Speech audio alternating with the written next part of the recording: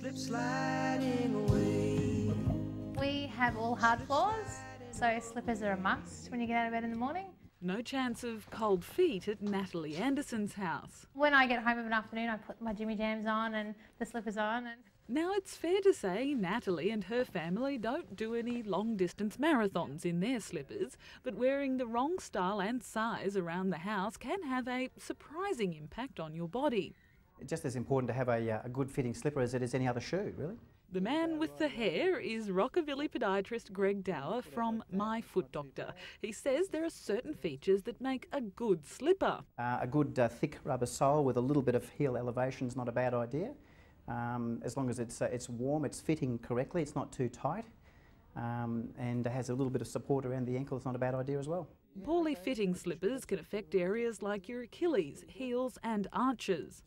Often patients will have they'll have very flat feet and there's no support in their slippers, and they'll come in and they'll complain about having sore knees or sore low back. Jodie Price is shopping for a new pair of slippers at Peter Alexander in the city. Primarily they have to be warm, but also I want something that looks good as well. She's just moved into a Queenslander and her feet are feeling the cold. If my feet are cold, then the rest of me is freezing, so I'm always walking around the house with slippers and socks and everything all the time. Slip sliding away. Slip sliding.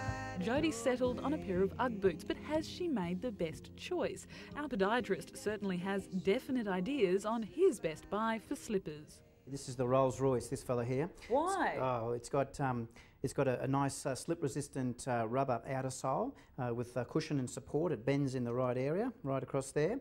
It's all man-made, so you can throw it in the washing machine.